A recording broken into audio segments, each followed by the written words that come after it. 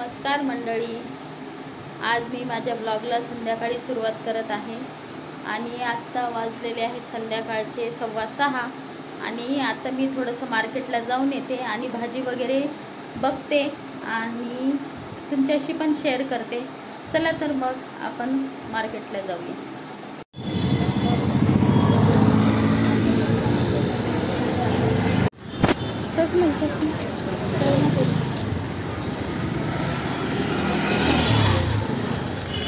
भाजी घ्याल ना इथे थांबा।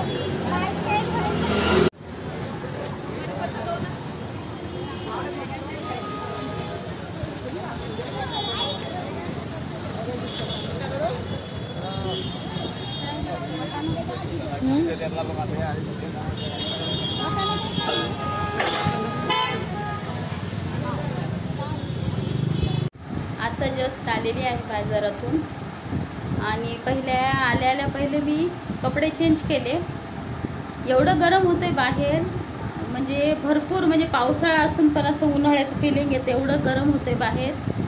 चला तर मग आता आणलेलं भाजीपाला वगैरे काढून ठेवते आणि बोलते थोड्या वेळाने तुमच्याशी। मार्केटमधून आणलेला सगळा भाजीपाला मी काढून ठेवला आहे। आता इथे कुकर लावलं आहे आणि त्याच्या शिट्ट्या पण चालू झाल्या आहे। एकीकडे पीठ मळून घेतलेलं आहे, इथे टमॅटो, कोथिंबीर आणि लसूण कापून ठेवलेला आहे। आज मी बनवणार आहे मस्त फोडणीचं तिखट वरण, पोळी आणि भात। चला तर मग स्वयंपाक झाल्यावर तुमच्याशी बोलते। चला तर मग कुकर झालेला आहे आणि मी साईड बाय साईड आता मस्त गरम गरम चपाती बनवते।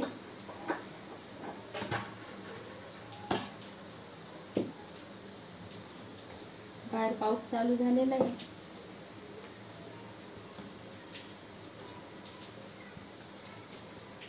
गरम चपाती बनवणार।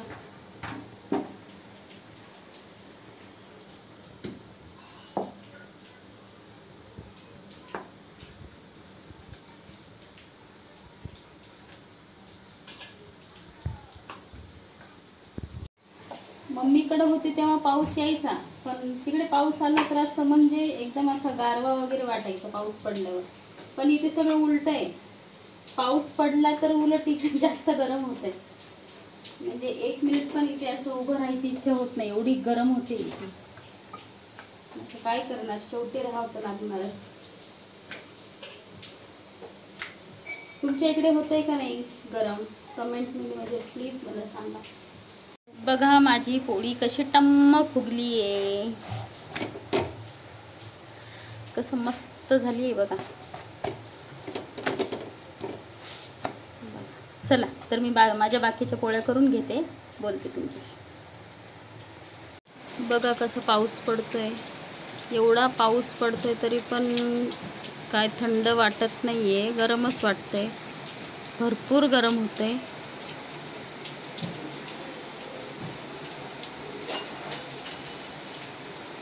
कसं पाऊस चालू झालाय बघा। म्हणजे आता पावसाचे दिवस आहेत पण गरम पण तेवढंच होतंय, थोडं गार वगैरे वाटलं पाहिजे ना। आणि इथे मुंबईत तसं काय नसतं।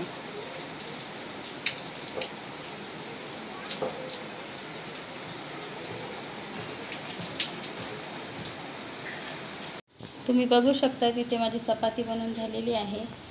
आता मी साईड बाय साईड हे बघा तिखट वरण करणार आहे। आमच्या घरामध्ये सगळ्यांना आवडतं। मस्त मी आता डाळ बनवते आणि मग दाखवते तुम्हाला। हे बघा माझं झालेलं आहे तिखट फोडणीचं वरण आणि आता आम्ही जेवायला बसतो। आणि माझा व्हिडिओ हा छोटासा असेल, आवडला असेल तर प्लीज लाईक, शेअर आणि कमेंट करा। चला भेटू तर मग पुढच्या